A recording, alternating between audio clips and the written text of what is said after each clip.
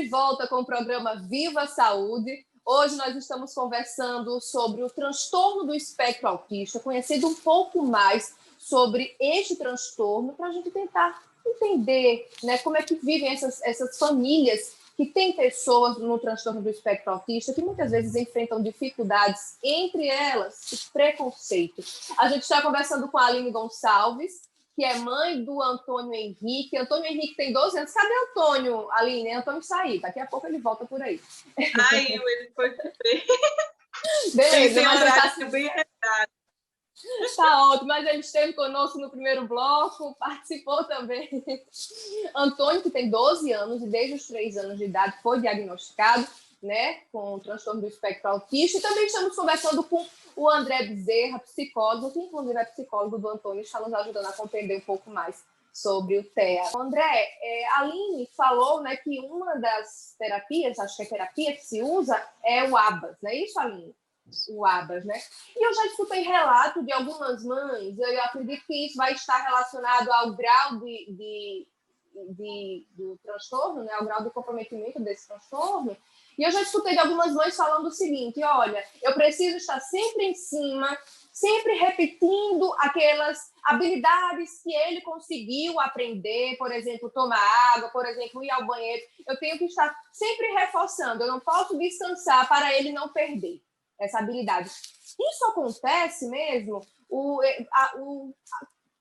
cuidador tem que estar relembrando para que o paciente não esqueça, para que aquela pessoa com o transtorno do espectro autista não esqueça determinada habilidade? Então, minha irmã, depende do caso. Então, por exemplo, eu tenho casos em que a gente fala em termos de generalização. Então, imagina o seguinte: eu tenho um filho, por exemplo, o Antônio, e eles têm terapeuta em casa, tá? E esse terapeuta vai lá e aplica um programa acadêmico, ou de cores, ou de somar o número, quantidades. E aí o Antônio fica muito, como posso dizer, condicionado a responder só ao terapeuta. E aí, durante as terapias, é importante que a mãe também faça aquele conteúdo para que a criança entenda, né, ou no caso o pré-adolescente entenda, que ele tem que responder tanto com o terapeuta, quanto com a mãe, quanto com qualquer outra pessoa. Porque se a gente não pensar nesse grau de generalização, talvez, de fato, a aprendizagem só fique com o terapeuta. E aí, geralmente, as mães vê relato, né? Nossa, com você, o meu filho flui tão bem, por que ele não flui comigo? Então, possivelmente, está atrelado ao problema de generalização que não foi pensado, né? Agora, é claro, as terapias, como a Aline bem frisou, né? Qual é o melhor? O melhor é começar quanto mais cedo, melhor, né? Antes dos 3 anos, se possível, com intensidade boa, assim como preza na literatura, e fazer as coisas certinhas, como também manda na literatura. A realidade de João Pessoa, da Paraíba em si, é uma realidade até boa comparada com outras realidades aqui do Nordeste. Eu sou de Alagoas, eu faço trabalho tanto em Alagoas, como Sergipe, como em Pernambuco e também na Paraíba. E hoje eu vejo que na Paraíba já fez um trabalho junto a um pouco mais a população e também ao judiciário para ter acesso a essa terapia que é chamada de ABA, né? A terapia ABA vem da corrente comportamental da psicologia. Então, você se forma psicólogo, mas você tem uma linha de raciocínio, uma definição de homem, de aprendizagem, etc. Nessas definições, encontra-se a área comportamental, que é uma área mais exata. Ela preza o comportamento que é observado, não o que eu acho sobre o comportamento. Eu tento manipular as variáveis que estão sob controle. Agora, entenda essas situações do seguinte, Mina. Eu tenho uma filhinha de 1 ano e 4 meses. Ela, quando ficava no berço mais um pouquinho novinha, ela via um mundo com a capacidade de balbuciar sons, certo? E aí, quando ela falava algo meio que sem querer, ou pela repetição da mãe de falar, fale mamãe. Quando ela falou mãe, a mãe geralmente chama o pai, né? No caso sou eu. Eita, André, ela falou mãe, então pega ela no braço, faz aquela acolhida, faz carinho. Então ela entende que aquele último comportamento que ela fez gerou coisas boas. Então, quem está no processo aí de controle é os pais, entendem? Agora, esse processo de seleção do comportamento se dá através do reforçamento social, ou seja, da atenção, da interação social. Se eu tenho uma falha nessa interação social, logo eu não vou conseguir selecionar o comportamento adequado. E aí, depois de um tempo, né, a criança passa a falar mãe, mas não é tão interessante para os pais como era no primeiro momento. E aí a criança entende que aquilo que ela faz agora não está mais serviço para ganhar muita atenção da mãe. Então ela começa a variar os comportamentos, repetir mais vezes. E quando ela repete mamã, mesmo que sem querer, aí novamente os pais vão lá, dão atenção e aí se torna esse processo fluido, né?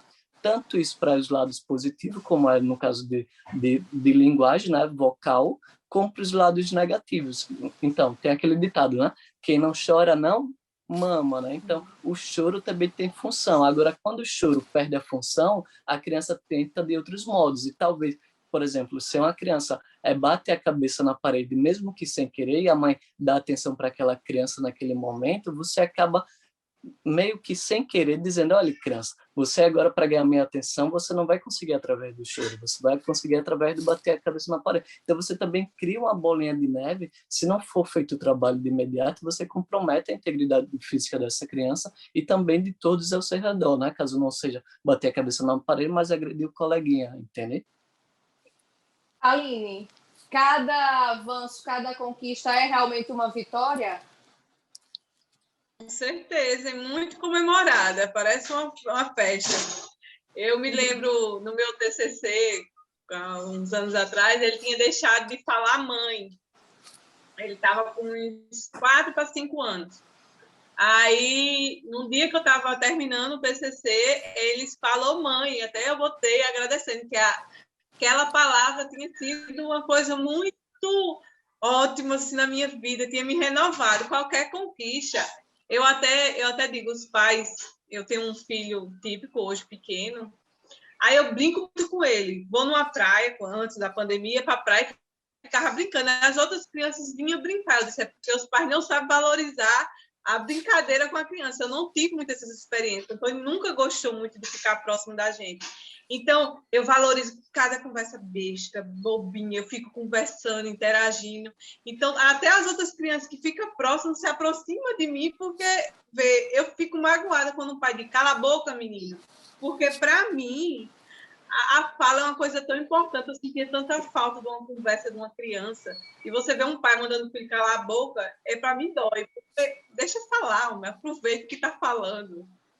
É verdade, eu imagino sim a alegria, né, que é para vocês conseguirem perceber realmente cada evolução. Agora, ali, logo no primeiro bloco, você tocou em pontos bem delicados, né, em relação às escolas, que você chegou a ter seu filho rejeitado em alguma escola. A gente sabe que hoje em dia as escolas elas acabam abrindo um pouco, né, às vezes até uma cota, enfim, abrindo um pouco para manter, né, pessoas com algum tipo de deficiência, algum tipo de necessidade especial no ambiente escolar convencional, mas claro que ainda é uma dificuldade. A questão da escola, inclusão social na escola, de fato, é bonito no papel, mas na realidade ela não existe. Hoje ele estuda escola pública, mas a gente vê a carência dos profissionais da escola, tanto professor, como apoio pedagógico, como direção.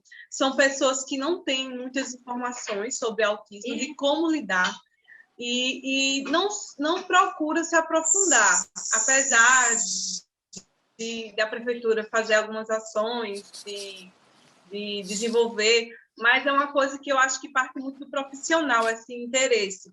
Então, muitas vezes, Antônio, dentro da escola, ele só é solto dentro da escola. Hoje, graças à terapia, ele tem um AT escolar que auxilia no comportamento dele. Mas a parte pedagógica é perdida. Por quê? Porque os profissionais eles não estão adaptando materiais para interagir essa criança no mundo educacional. Ele está lá só fazendo tipo um volume, mas a interação de fazer o coleguinha interagir para que haja um comprometimento entre os dois, eu não vejo isso. Nem vi na escola pública, minha experiência. Olha só, gente, eu vou até partilhar com vocês uma coisa que eu escutei e me doeu bastante enquanto mãe. Eu sou mãe, né? E a gente acaba na linha. Tudo que se envolve filhos mexe muito com a gente, né? E um certo dia, André, eu estava no mercado daqui da cidade e na fila de mercado tinha uma pessoa atrás de mim, um pai, que daqui a pouco chegou ao que me fez compreender que era uma coordenadora de escola. E aí acabou a fila, demorou, isso foi antes da pandemia, a fila demorou, e eu sei que no final acabei escutando um pouco daquela conversa, fiquei de tão chocada que eu fiquei, mas eles estavam muito próximos a mim, não tinha como não escutar. O pai falava com uma possível coordenadora, perguntando se ela já tinha resolvido o problema do filho dele, porque o filho dele pequeno estava incomodado com um coleguinha da sala que tinha o transtorno, porque o coleguinha da sala estava fazendo muita zoada, muito barulho. Então, o filhinho dele pequeno chegou em casa reclamando que o coleguinha estava dando trabalho na sala de aula. O pai foi tomar satisfação na escola e pediu, e aí eu vi claramente que ele pediu para que aquele aluno fosse retirado da sala do filho dele, porque se não fosse retirado da sala do filho dele, ele ia ter que tomar uma providência. Quando eu ouvi aquilo me chocou tanto que eu comecei a me tremer, né? Porque você se coloca logo no lugar de Aline, por exemplo, que poderia ter sido o alvo de um comportamento desse, da mãe Aline, não é, André? Então, assim, eu fiquei muito chocada, mas a coordenadora, a pessoa lá, ela foi muito firme em falar que não ia tirar a criança daquele ambiente, a criança ia ficar lá, porque a escola trabalhava a inclusão social e a escola dava também prioridade àquela criança e não ia tirar aquela criança com o transtorno da sala de aula para beneficiar o filho do rapaz. E aí eu cheguei em casa chocada, fui conversar com meu marido, fiquei mal, falando para o meu marido, poxa, esse pai perdeu uma super oportunidade de debater esse tema com o filho, de educar o filho dele sobre este tema dentro de casa, porque quando um filho de 5 anos de idade te leva uma demanda, não é? Você tem ali o poder de transformar aquela realidade junto com aquele filho e construir. Agora, construir de uma maneira proativa, de uma maneira edificadora e não de uma maneira segregadora, né? Como ele estava sugerindo. E o cara, né, o pai, ainda coloca nas mãos do filho para resolver, porque ele ainda falou assim, olha, e se meu filho reclamar de novo, eu vou tirar. Se ele quiser, ele vai sair. Como se uma criança de 5 anos ou 4, 5 anos tivesse autonomia para resolver uma questão dessa. Isso me deixou assim, mal, abaladíssima. André, quero te ouvir sobre isso, André. Como é que a gente lida com essas situações? Enfim. Infelizmente, isso ocorre, né? Não é, vamos dizer que não é raridade essa situação, principalmente quando a gente fala do transtorno de TEA, né? Que não tem características físicas, não tem, por exemplo, características topográficas visualmente, né? É um transtorno de comportamento, entende?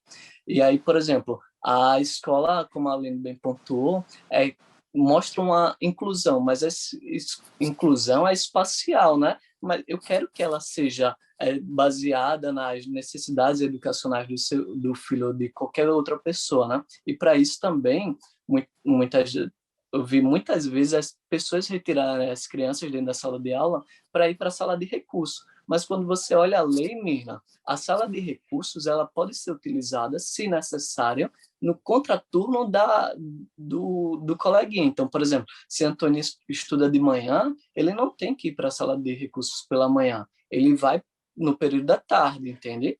E aí as necessidades educacionais, como de qualquer outra criança que necessite, né, de acompanhamento educacional especializado, tem que ser feita dentro da sala de aula, porque se ele retirar a criança da sala de aula, de nada adianta. Geralmente você pode gerar uma nova função, né? A criança aprender que quando ela faz as ecolalias, serve como um comunicado para dizer sai, entende? E aí o comportamento dela passa a ser mais prevalente justamente porque ela entendeu que quando eu imito as palavrinhas repetitivas ou qualquer outro som, a professora me tira da sala de aula. Então, aquele meu comportamento, ele acaba piorando, entende? Então, tem que ter bastante cuidado e isso não é típico só das escolas públicas, não. Escolas particulares de Pernambuco, de Alagoas e da Paraíba, onde eu tenho mais conhecimento, aquelas top de linha por mais de R$ 1.000 por mês, ainda carece também, de fato, de uma formação educacional especializada, tanto para o manejo desses comportamentos, como para também fazer o material educacional adaptado àquela criança, né? Você não vai pegar um material no e cru que você parte para a turma e colocar para uma criança que tem um diagnóstico de TEA ou qualquer outro diagnóstico, né? Tem que respeitar as necessidades educacionais dessa criança específica, né? André, e em relação, por exemplo, agora ao segundo lado, né, digamos, as escolas convencionais, então, como é que os pais podem ajudar mais a essas crianças a conviverem melhor com as diferenças? Como é que eu posso ajudar minha filha a compreender mais e a aceitar melhor minha filha típica? Como é que minha filha típica eu posso ajudá-la a compreender, a aceitar melhor, né, as diferenças de Antônio em sala de aula? Como é que eu posso orientar a educação da minha filha dentro de casa para ser acolhedora, ser inclusiva? Posso colaborar de alguma forma? Pode sim, Virna. Uma das possibilidades que a gente pode utilizar é o lúdico, né? Então, hoje, por exemplo, tem a revistinha da Turma da Mônica, que tem um personagem que também é chamado André. E aí você vai lendo e vai apresentando as peculiaridades daquele sujeito, né? De uma forma mais lúdica, didática, para ele compreender que também existe diferença que não é visível em si, né? Apresentando para ela. E também, no caso os pais podem fazer isso, né? Um trabalho mais lúdico com sua criança, apresentando alguns vídeos, lendo para ela gibis que referem essa ao transtorno do espectro do autismo, né? Mas a escola também tem que se capacitar para tal. Por exemplo, nos cursos de pedagogia, geralmente a gente tem uma cadeira, né? Uma disciplina de educação especial. E mesmo assim, essa disciplina é optativa. Então, acaba, como a Aline pontuou, acaba sendo muito do profissional de correr atrás, o que não deveria, né? Para a escola deveria ter semana da inclusão, para apresentar todas não só do autismo, mas de todas as outras atrasos de desenvolvimento, vamos assim dizer, né? Um outro aspecto interessante que a gente ouve bastante falar também é em relação às superhabilidades, André. Como é que funcionam as superhabilidades? Quem são essas pessoas? Então, lá atrás tinha o diagnóstico, Mirna, de Savant, que era a síndrome de Savant, né? Assim também como tinha o diagnóstico de Asperger. Eu, por exemplo, peguei algumas crianças que elas sabiam de tudo, qual e salteado, preço de passagem aérea, marca da companhia aérea, horário que vai sair, e também tem outra criança que eu lembrei agora, que era as habilidades de saber tudo sobre ar-condicionado. Então, essas crianças sabiam tudo, BTU, quanto gastava de energia, a quanto aquele ar-condicionado iria climatizar em certos ambientes. Porém, tem até uma frase de um psicólogo que ele fala o seguinte: é uma ilha de conhecimento, nenhum mar de comprometimento. Então, a gente também tem que ficar um pouquinho ligado que talvez essas habilidades não sejam funcionais. Então, ultimamente, apresentando aqueles programas de domingo, né? Essa criança sabe dizer todos os países, todas as moedas, todos os idiomas, e aí o apresentador vai perguntando para a criança que capital desse país é isso. A criança diz na bucha sem pensar. Assim como eu também tenho uma criança de João Pessoa que ela diz as datas perfeitamente. Você fala, André, eu nasci em tal data. Ela vai dizer, foi na terça-feira, sem pensar, sem pensar. Então, é uma alta habilidade. Porém, não é uma alta habilidade que você possa ser trabalhada de forma funcional. Então, mesmo essas crianças que possuem altas habilidades, ela vai apresentar comprometimento em outras áreas. Era o caso da síndrome de Savant, né? Onde o cara poderia calcular números sem mesmo quase instantaneamente e era, por exemplo, tinha uma certa incapacidade de colocar uma calça. Então, você tem que mediar muito bem essas relações para você não estar também superestimando essa habilidade, enquanto as outras habilidades funcionais estão lá embaixo. Então, você, quanto analista, né, que é o profissional que vai fazer a avaliação com a criança para depois gerar o programa para os ATs, né, para os acompanhantes aplicarem, tem que basear muito nisso. Não presta muita atenção nessa alta habilidade. Essa alta habilidade, beleza, não precisa ser trabalhada, ela já existe. Tenho que saber qual é a funcionalidade das outras habilidades, né? Autocuidado. É uma criança que consegue, por exemplo, pegar um ônibus, é uma criança que consegue responder uma pergunta dentro da classe de aula. O que vai diferenciar, Mirna?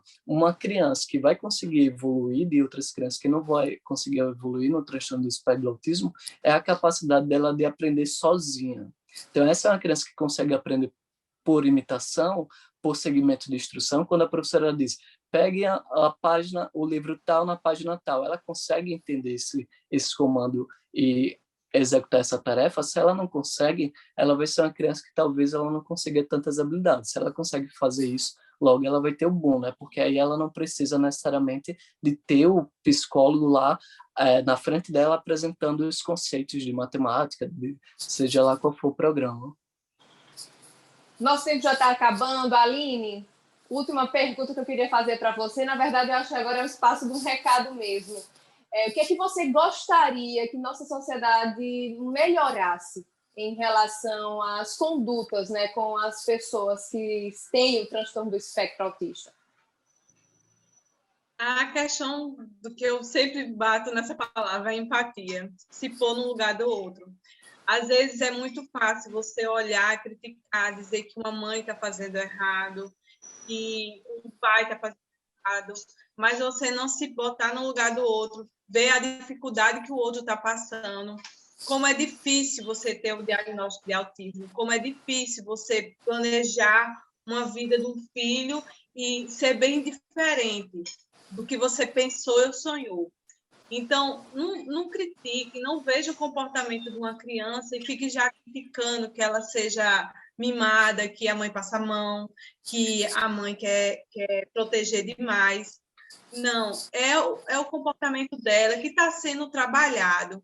Vamos tentar olhar o outro com amor, com paixão, com respeito, porque já basta de tanto egoísmo, de só pensar em si. Então, e para as novas mamães, força, que agora a gente tem muita mais terapia, tem muitos profissionais bons, tem muitas pessoas trabalhando em prol dos nossos anjinhos azuis. E um pensamento que queria que muito mudasse muita gente acha que todo autista é super inteligente, que é o que os filmes gostam de mostrar. Não, nem todos autistas. Todos autistas, tem muitos autistas com grau severo, com muita dificuldade de comunicação, com muita dificuldade de socialização. Então, a gente tem que olhar esse lado do autista. Hoje, as crianças, como eu já fui criança, já está na fase adolescente, estão crescendo e a gente precisa que a sociedade se prepare para esses novos adultos autistas que estão aí, que vão precisar se engajar no mercado de alguma forma, que eles precisam de engajamento.